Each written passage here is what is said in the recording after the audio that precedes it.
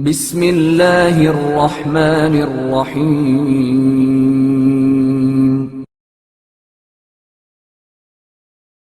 ملکۃ العرب ام المومنین جناب خدیجہ الکبریٰ سلام اللہ علیہا۔ اگر ہم تاریخ کا مطالعہ کریں تو ہمیں ایسی شخصیات نظر آتی ہیں جن کی زندگی تمام انسانوں کے لیے نمونہ عمل کی حیثیت رکھتی ہے۔ انہی شخصیات میں سے ایک حضرت خدیجہ سلام اللہ علیہا ہیں۔ آپ کے والد گرامی خویلد ابن اسد اور والدہ جناب فاطمہ بنت زائدہ ہیں۔ آپ کا شجرہ نسب چند واسطوں سے رسول اکرم صلی اللہ علیہ وآلہ وسلم سے جا ملتا ہے۔ حضرت خدیجہ کی ولادت ہجرت سے 68 سال قبل ہوئی۔ آپ ایسے خصوصیات کی حامل تھیں جنہیں نمونہ عمل قرار دے کر دنیا و آخرت کی سعادت حاصل کی جا سکتی ہے۔ ان خصوصیات کا بطور اختصار ذکر کیا جا رہا ہے۔ صاحب کردار خاتون، تاریخ آپ کی ابتدائی زندگی کے حوالے سے تو خاموش ہے۔ آپ بچپن ہی میں اپنے والد کے سائے سے محروم ہو گئی تھیں۔ والد کے انتقال کے بعد ہی آپ نے اپنے والد گرامی کی تجارت کی باغ ڈور اپنے ہاتھ میں لے لی تھی اور اپنے بہترین فہم و ادراک کے ذریعے اسے مضاربہ کی بنیاد پر استوار کیا۔ مضاربہ تجارت کا وہ طریقہ ہے جس میں ایک فریق کی جانب سے مال اور دوسرے کی جانب سے محنت ہوتی ہے۔ نفع میں دونوں شریک ہوتے ہیں اور نقصان صاحب مال برداشت کرتا ہے۔ حضرت خدیجہ سلام اللہ علیہا نے زمانہ جاہلیت کی برائیوں سے خود کو محفوظ رکھا۔ اسی وجہ سے اس زمانے میں آپ کو ملکۃ العرب کے ساتھ ساتھ طاہرہ کے لقب سے بھی یاد کیا جاتا تھا۔ رسول اکرم صلی اللہ علیہ وآلہ وسلم کی بہترین زوجہ، حضرت رسول اکرم صلی اللہ علیہ وآلہ وسلم کے کردار اور سیرت سے متاثر ہو کر جناب خدیجہ سلام اللہ علیہا نے ہی آپ صلی اللہ علیہ وآلہ وسلم کے ساتھ شادی کی خواہش کا اظہار کیا۔ اس طرح عرب کی شہزادی آقائے دو جہاں صلی اللہ علیہ وآلہ وسلم کے حوالہ عقد میں آ گئیں، جبکہ ابھی حضرت رسول اکرم صلی اللہ علیہ وآلہ وسلم نے اپنی رسالت و نبوت کا اعلان بھی نہیں کیا تھا۔ اعلان رسالت سے پہلے ہی آپ صلی اللہ علیہ وآلہ وسلم جزیرہ نمائے عرب میں صادق اور امین کے القاب سے مشہور ہو چکے تھے۔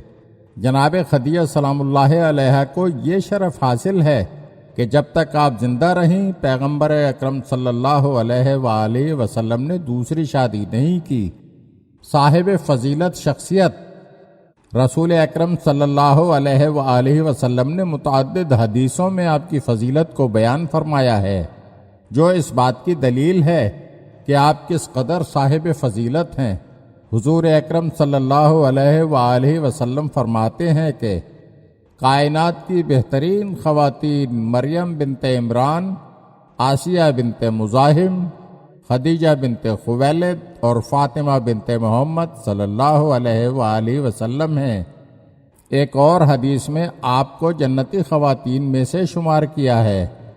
حضرت خدیجہ سلام اللہ علیہا کی وفات کے بعد جب بھی اللہ کے رسول صلی اللہ علیہ وآلہ وسلم ان کی وفاداری اور فداکاری کے یادگار واقعات کو یاد کرتے تو آپ صلی اللہ علیہ وآلہ وسلم کی آنکھیں اشکبار ہو جاتیں۔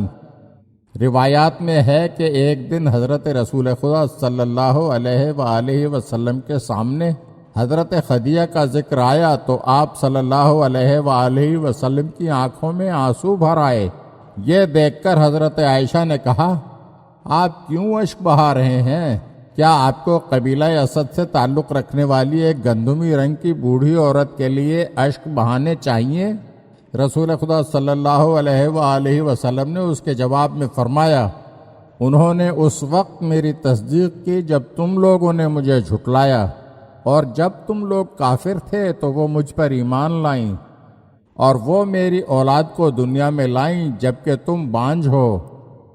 اولاد کی اچھی تربیت، اسلام میں اولاد کی تربیت کو بہت اہمیت دی گئی ہے اور اس میں ماں کا کردار انتہائی اہمیت کا حامل ہے۔ حضرت خدیجہ سلام اللہ علیہا قرآن کی روح سے تمام مومنین کی ماں ہونے کے ساتھ ساتھ اس لحاظ سے بھی پہچانی جاتی ہیں کہ آپ ایسی اولاد کی ماں ہیں جو دنیا کے لیے نمونہ عمل ہیں۔ آپ نے اپنے دامن میں حضرت فاطمہ سلام اللہ علیہا جیسی اولاد کی تربیت فرمائی جو سیدہ نساء العالمین کے لقب سے پہچانی جاتی ہیں۔ یہ بچی اپنی ماں سے اس قدر انس رکھتی تھیں کہ اپنی ماں کے وفات کے موقع پر اپنے بابا سے پوچھتی ہیں، بابا جان میری ماں کہاں ہیں؟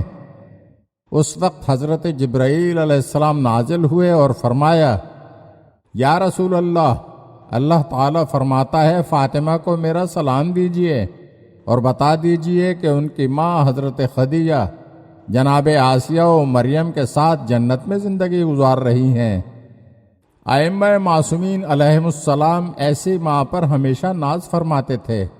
امام حسن مجتبی علیہ السلام معاویہ سے مناظرہ کرتے ہوئے اس کے محور حق سے گمراہ ہو کر اخلاقی پستی سے دوچار ہونے اور اپنی سعادت و خوش قسمتی کی ایک وجہ اولاد کی تربیت کرنے میں ماں کے کردار کی طرف اشارہ کرتے ہوئے فرماتے ہیں، معاویہ چونکہ تمہاری ماں ہند اور دادی فتیلہ ہے اسی لیے تم اس قسم کے برے اور ناپسندیدہ اعمال کے مرتکب ہو رہے ہو۔ میرے خاندان کی سعادت ایسی ماؤں کی آغوش میں تربیت پانے کی وجہ سے ہے جو حضرت خدیجہ اور فاطمہ زہرا سلام اللہ علیہما جیسی پاک و پارسا خواتین ہیں۔ اسی طرح امام حسین علیہ السلام نے لوگوں کے دلوں کی بیداری اور اپنی پہچان کے لیے اپنی ماں حضرت زہرا اور اپنی نانی حضرت خدیجہ کی طرف اشارہ فرمایا، میں تمہیں اللہ کی قسم دیتا ہوں، کیا تم جانتے ہو کہ میری ماں فاطمہ زہرا بنت محمد صلی اللہ علیہ وآلہ وسلم ہیں؟ انہوں نے کہا جی ہاں۔ پھر امام علیہ السلام نے فرمایا، تمہیں اللہ کی قسم دیتا ہوں، کیا تم جانتے ہو کہ میری نانی خدیجہ بنت خویلد ہیں جو خواتین میں سب سے پہلے اسلام قبول کرنے والی خاتون ہیں؟ انہوں نے کہا جی ہاں۔ خلاصہ یہ کہ حضرت خدیجہ سلام اللہ علیہا پیغمبر اسلام صلی اللہ علیہ وآلہ وسلم کے ساتھ 25 سال اپنی نشیب و فراز والی مشترک زندگی گزارنے اور زندگی کی آخری سانس تک پیغمبر اکرم صلی اللہ علیہ وآلہ وسلم کی ہمدم و غمگسار رہیں۔ شعب ابی طالب میں سخت اور انتہائی مشکل اقتصادی محاصرے کے خاتمے کے چند دن بعد حضرت خدیجہ سلام اللہ علیہا بیماری میں مبتلا ہوئیں اور اسی بیماری کی وجہ سے بعثت کے 10ویں سال 10 رمضان المبارک کے روز اس دار فانی کو وداع کر کے ہمیشہ کے لیے رحلت فرما گئیں، اور پیغمبر اکرم صلی اللہ علیہ وآلہ وسلم نے آپ کو جنت المعلی میں سپرد خاک فرمایا۔